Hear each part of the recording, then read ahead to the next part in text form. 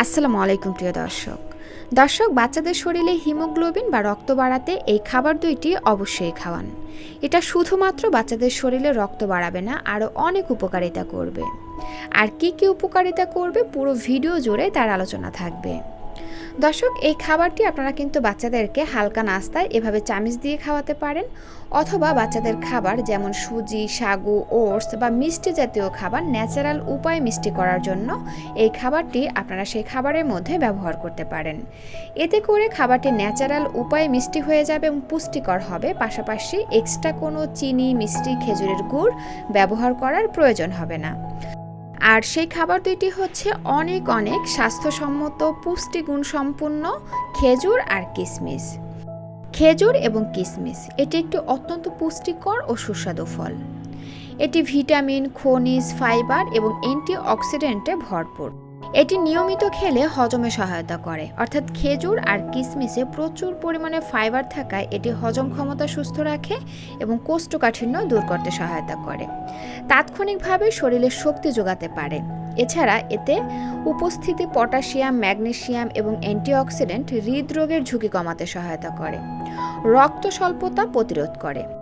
এতে থাকা আয়রন শরীরে হিমোগ্লোবিনের মাত্রা বৃদ্ধি করে, রক্ত স্বল্পতা প্রতিরোধে সাহায্য করে।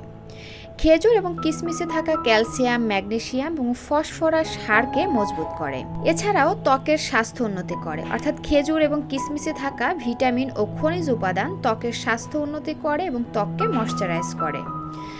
এছাড়া আরও অনেক উপকারিতা রয়েছে, যেমন খেজুর, কিশমিশ কিন্তু বাচ্চাদের ব্রেনের জন্য খুব ভালো, কারণ ব্রেনের কার্যক্ষমতা বাড়াতে কিন্তু খেজুর, কিশমিশ খুব গুরুত্বপূর্ণ ভূমিকা পালন করে। আশা করি বুঝতে পেরেছেন এই খাবার দুইটি মানুষের স্বাস্থ্যের জন্য কতটা উপকারী।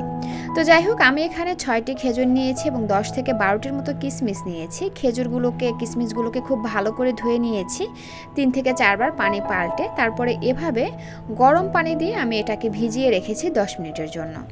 যদি হাতে সময় কম থাকে তাহলে আপনারা গরম পানি দিয়ে এটা ভিজিয়ে রাখবেন, আর যদি সময় বেশি থাকে তাহলে কিন্তু আগের দিন রাত্রে আপনারা পানি দিয়ে এটাকে ভিজিয়ে রাখতে পারেন সারা রাত। সকালবেলা এটাকে এভাবে নরম হয়ে আসবে, তারপর বিচিটা ফেলে দিয়ে এভাবে হাত দিয়ে চটকে পিউরি তৈরি করে নেবেন। জাস্ট এতটুকুই কাজ। যে সকল বাচ্চারা চিবিয়ে খেতে পারে তাদের জন্য এই রেসিপিটি না। যে সকল বাচ্চারা চিবিয়ে খেতে পারে না, গিলে খেতে অভ্যস্ত, বিশেষ করে 7 মাস থেকে 2 বছর বয়সী বাচ্চাদের জন্য, তাদের জন্য এই রেসিপিটি। আর যেহেতু ছোট বাচ্চারা খাবে, তাই এই পিউরিটাকে এমনভাবে ম্যাশ করে নিতে হবে যাতে খেজুর এবং কিশমিশের কোনো দানা না থাকে। আর এজন্য কিন্তু আপনি এই খেজুর, কিশমিশটাকে যত ভালো ভিজিয়ে রাখবেন, যত বেশি সময় ভিজিয়ে রাখবেন, তত এই খেজুর আর কিশমিশটা ভিজে সফট হয়ে আসবে এবং হাত দিয়ে চাপ দেওয়ার সাথেই দেখবেন একদম গলে গেছে। তো যাই হোক, এই যে দেখুন, আমার কিন্তু এখানে পিউরিটা একদম রেডি।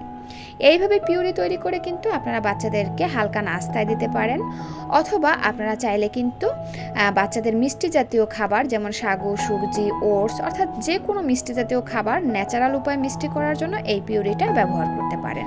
কারণ চিনি, মিষ্টি এগুলো তো বাচ্চাদের স্বাস্থ্যের জন্য ভালো না। ডাক্তাররা চিনি, মিষ্টি বাচ্চাদের খাবারে একদমই যুক্ত করতে না করেন, তো সেই ক্ষেত্রে কিন্তু এই পিউরিটা বাচ্চাদের জন্য অনেক স্বাস্থ্যসম্মত হবে। পাশাপাশি বাচ্চাদের শরীরে বিভিন্ন রকমের পুষ্টি চাহিদা তো পূরণ করবেই।